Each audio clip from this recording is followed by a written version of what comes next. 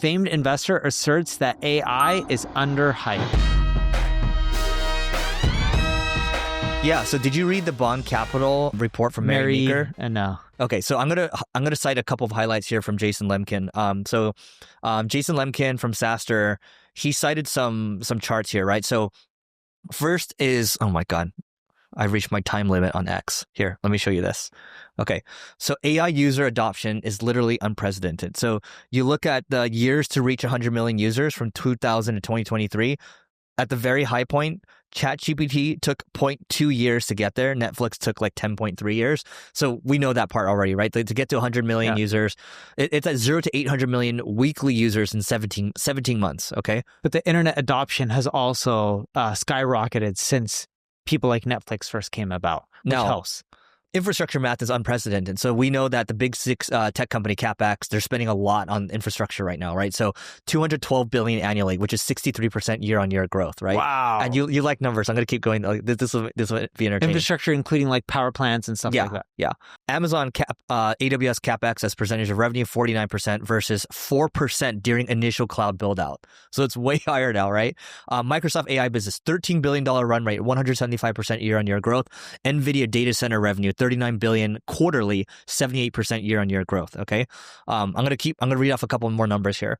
So token costs have collapsed 99.7% in 2 years, right? So inference cost, that means the cost to do something using like a ChatGPT, fell 99.7% from November 2022 to December 2024. NVIDIA's GPUs are 105,000 times less energy per token, right? So what costs dollars now costs pennies. So the cost of intelligence is coming down a lot, right? And this is, I still think we're in the very nascent stages right now. And so you can see this graph over here, the AI efficiency gains over time. It's basically dropping to near nothing. We're talking pennies, right? Yep. Now, just a couple more things and I'll turn it over to you. So you look at, there's a couple of enterprises. So Cursor, obviously, went from 1 million to 300 million ARR in 25 months. And it's used by millions of programmers, edits over 1 billion characters per day. Harvey, the legal AI. Wait, didn't Cursor go public recently? Or No. was that something else? Windsurf sold to OpenAI for $3 billion. Are you talking about that one? No, I thought, who went public in the AI space recently? I wasn't Cursor. Okay, that's fine. Someone went public recently and their stock just boomed. I forgot. Codeweaver or something? What was it? I don't know. You're talking about the one that has the data center stuff, right? AI stock IPO booms. Okay. Well, I'm going to keep going here. So CoreWeave, yeah. So they help with data center stuff. Cool. Yeah. Harvey, legal AI, 10 million to 70 million ARR in 15 months. That's legal AI. Abridge, which is healthcare AI, 50 million to 170 million CARR in 5 months. I don't even know what that means. And then physical world AI scaling even faster than software. So Tesla, full self-driving, 4 billion fully self-driven miles.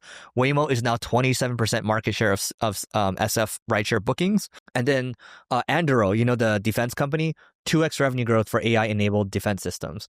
And the final thing I'll say here is AI job postings are up 448% while traditional IT jobs fell. So the great reshuffling. So I think you and I can both agree, maybe we're in the first inning of AI right now. I think it's very early. I don't think we're going to see the full gains of this for a while. Like, it's just like the internet, the .com era. We didn't see a lot of these gains for a very long time. No. And so that's, you have Shopify CEO. Reflexive AI usage is now a baseline expectation at Shopify. Duolingo CEO. AI use will be part of what we look for in hiring. AI use will be part of what we evaluate in performance reviews. Headcount will only be given if a team cannot automate more of their work. So I believe a little bit different than Mary Meeker. I believe that's her name, from Bond. I believe AI in the short run or right now is overhyped. I think it's underestimated and underhyped for long-term potential. And the reason I say that, and I'm specifically talking about marketing, when you look at marketing and AI and you talk to organizations, they believe AI agents, AI tools, as it stands right now in today's world, can just do everything for you and run marketing campaigns. And we're seeing startups fire all marketing teams and be like, we're just going to run it through AI. That's not the reality we live in today. In the long run, though, I genuinely do believe people underestimate what AI can do for you in marketing and just in general when it comes to advertising from a global aspect, like knowing your fingerprints on a fridge and you're the one opening it up and figuring out what items you take and weighing milk and being like, this is how much of this food you Neil 8 or Eric 8 or whatever it may be. And this is how they need to optimize their health. And then insurance companies can adjust premium or figure out if they want to target you because you're a better potential patient or candidate, or life insurance companies could figure out how much they're going to end up charging you. And they can adjust how they do their marketing based on a lot of those devices. Now, data comes into play here and what they can or can't take, and laws and all that kind of stuff. But I think AI is really going to change the way we do marketing in the long run. And I believe the pyramid is going to be flipped upside down, in which right now you have few executives, a lot of people underneath. I think it's going to be flipped around, in which executives, portion-wise, percentage-wise, right? Not total number of headcount, but percentage-wise will make up a bigger number of your pool. And then you're going to have a lot less people on the bottom end of a pyramid, because a lot of that kind of stuff can be automated by AI. Let me read some of these valuations here, then I'll give you my thoughts on underhyped, long-term and short-term. So private market valuations, OpenAI is $300 billion valuation on $9.2 billion in revenue, so 33x multiple. Anthropic is $61.5 billion valuation on $2 billion in revenue, the 31x multiple, but it grew to $3 billion ARR already. Anthropic, they did? Yeah. And XAI, $80 billion valuation on less than $1 billion in revenue, so greater than 80x multiple. So combined, $95 billion raised against $11 billion in annualized revenue. So I think the valuations are, some people might say it's rich, but I actually believe that AI is underhyped in the long term. And I think it's underhyped in the short term too, just because the vast majority of people right now, I do agree, they can't do a lot of things that we want to do, right? But the vast majority of people also, when I'm playing around with it, like I was playing around with the connector yesterday with HubSpot and ChatGPT, I'm like, I have all these superpowers that I didn't have 2 years ago. Yeah. I feel freaking unstoppable.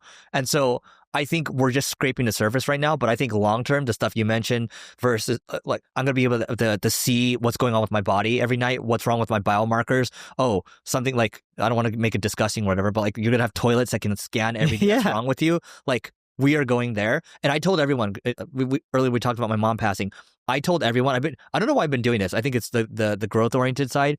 But when I talk to my relatives, like, how are you doing, whatever. And I go into like, guys, as long as we just live another 10 years, like we don't have to worry about this stuff anymore, right? And I truly believe that cancer, disease, and all this stuff, if we can just live 5-10 more years, AI, healthcare, all these things, we're just going to be in a good spot.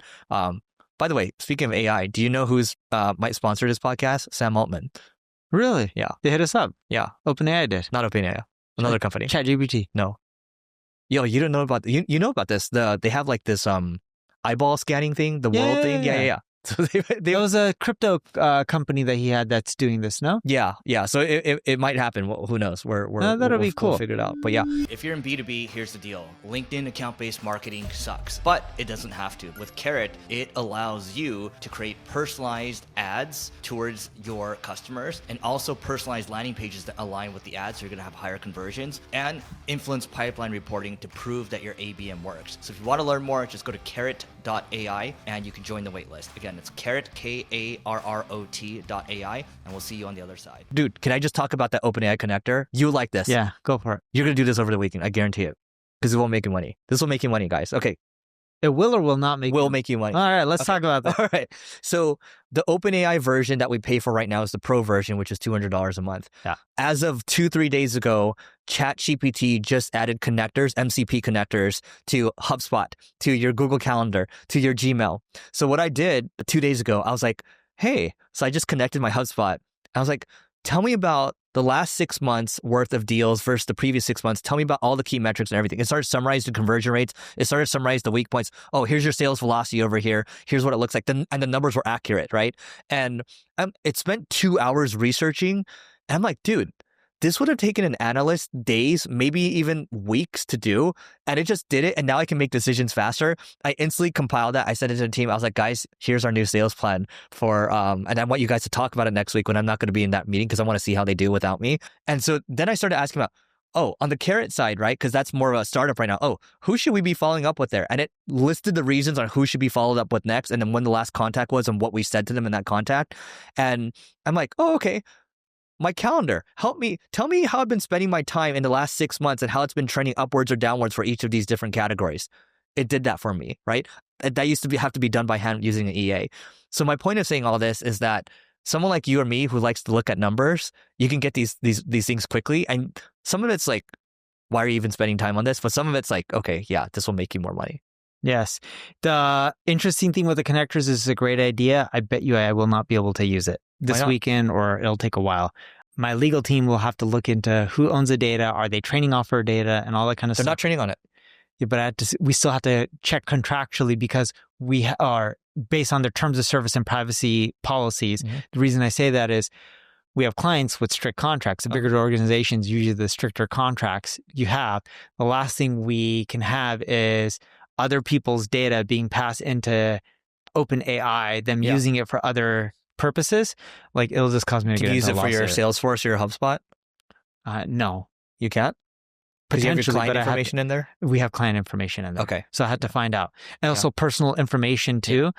We let people know in our privacy and terms of service, I don't know which one it is, that we're collecting data. We list out tools and things like that. Yeah. And I don't know exactly how it works, but we have in-house counsel plus outside counsel. Yeah. I just know for a fact we can't just use tools that may access the data.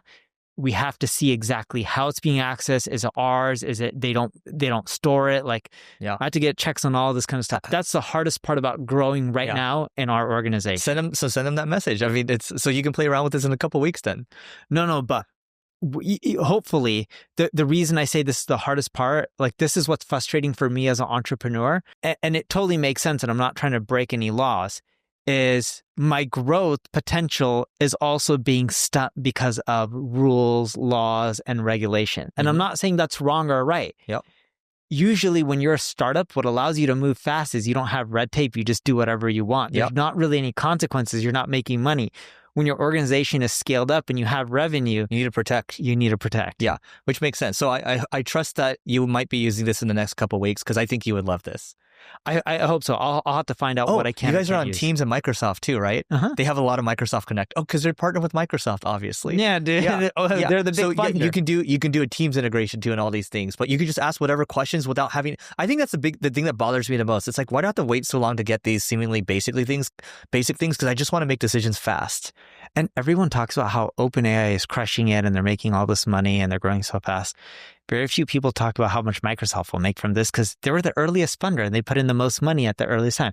Yeah. Now they've raised tons of money from other players at crazy high valuations, maybe more in total than what Microsoft funded. Yeah. But percentage ownership wise, I don't think it's public, or I don't have the data. Maybe it is. Yeah. I'm pretty sure Microsoft owns a majority of, or not the majority, they're the largest individual shareholder of OpenAI. Yeah. And you can tell OpenAI is trying to break out of it a little bit. Yeah, I think they're having issues. But dude, people talk about like, oh, it's too high valuations, this on Perplexity or OpenAI.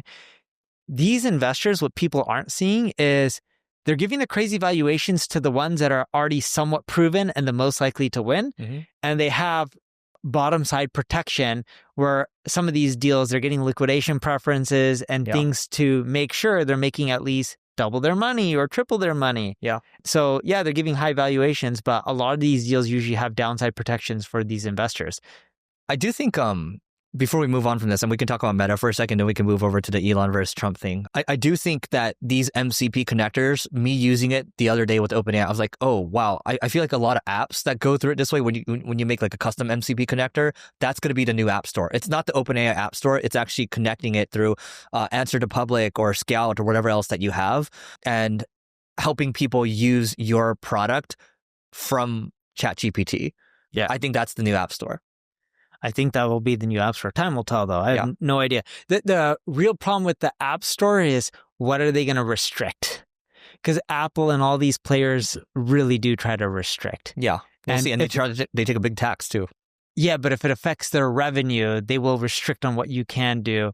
And maybe they open it up, with connectors and all this kind of stuff, but they probably want to make sure they're still making money. Yeah. I just love the fact that I can get this data at my fingertips now, and I feel like I'm unblocked. I feel like I'm getting more and more unblocked every day. That's what it is. But wait, you can get the data right now. Wait till some of these platforms start blocking you. I was in France the other day. Did you know there's no AI overviews in France? No. Yeah, there's regulations. Every country is different. It's not as simple. Yeah. I didn't know that. You just wait. I'm telling you, it'll get harder and harder because then you're going to have to deal with laws for individual countries and be like, oh, you can't do this with AI or you can't. Like, just think about that for a minute. You're talking about data and connectors. I'm talking about Google has already scraped content they can't just quickly and easily roll out AI overviews in certain countries because of regulation. I was listening to BG Squared this morning, and I think there's like some enterprises saying, oh, that you can't train off like your own data or something like that, or like even though you paid for like Salesforce said this in their terms now. They've updated their terms. Apparently, someone can correct me here, but if you imagine you're paying 7 to 8 figures a year for a Salesforce contract, and they say, oh, you can't train off that data. You can ask whatever you want, but you can't use like an LLM to train off of it. That's in the terms now. I believe it. Yeah, which sets a precedent that maybe if you're enterprise software, even mid-market software, that you might just put that in your terms now, where it's like you can query whatever you want, but you can't. It's not your data. Even though you're paying big money for it. But they want you to use Salesforce's LLM, their agent, to do everything and collect more revenue. Which is fair. Like you would too. Yeah. I don't blame them for it. That is it for today. Please don't forget to rate, review, subscribe, and we'll see you tomorrow.